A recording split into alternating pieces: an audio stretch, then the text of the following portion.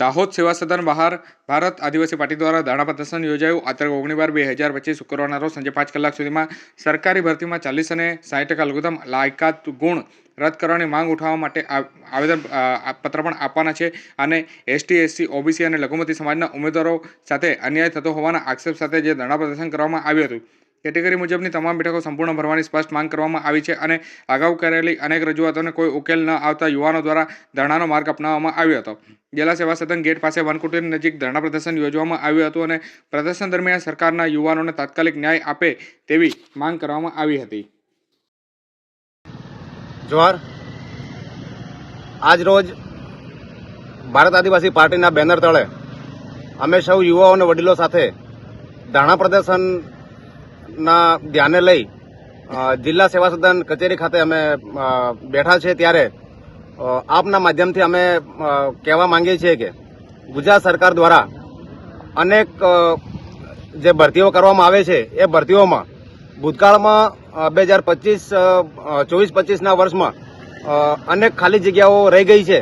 એ જગ્યાઓ ભરવામાં આવે અને જે 40% અને 60% જે રેશિયો લાગુ કરવામાં આવ્યો છે એ રેશિયો નાબૂદ કરવામાં આવે, રદ કરવામાં આવે. જો આ રેશિયો રદ કરવામાં ન આવે તો એસસી, એસટી, ઓબીસી અને માઇનોરિટી સમાજના જે યુવાઓ જે મહેનત કરી રહ્યા છે, અભ્યાસ કરી રહ્યા છે અને તૈયારી કરે છે સરકારી નોકરી માટે, તો એ લોકો ક્યાંક ને ક્યાંક રહી જતા હોય છે ક્રાઇટેરિયાના લીધે. તો અમારી સૌની માંગ છે કે આ ક્રાઇટેરિયાને દૂર કરવામાં આવે, જેથી કરીને જેવી રીતે રાજકીય અનામત જે લઈને એ કરી રહ્યા છે તો એવી રીતે સરકારી નોકરીઓમાં પણ એ લેવલ જળવાઈ રહેવું જોઈએ. અને જો આ અમારી વાતો ધ્યાને લેવામાં ન આવે તો આવનાર સમયમાં અમે કંઈક અલગ કરવાની પણ મૂડમાં છીએ. આપનું નામ? મનસુખભાઈ કટારા, દાહોદ જિલ્લા યુવા મોરચા પ્રમુખ. જોહાર, નમસ્કાર.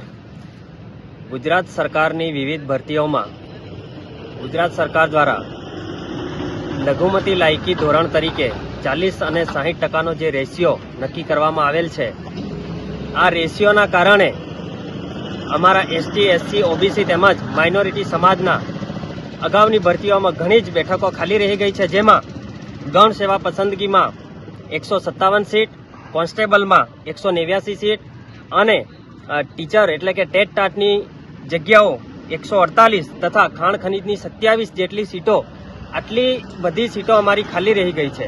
તો સરકારશ્રીને અમે અપીલ કરવા માંગીએ છીએ કે આ જે ધારાધોરણ છે તે તાત્કાલિક ધોરણે રદ કરવામાં આવે અને અગાઉ જે આ ખાલી જગ્યાઓ રહી ગઈ છે તેને તાત્કાલિક જલ્દીથી ભરવામાં આવે. આપનું નામ? ડામોર દિવ્યકાંત,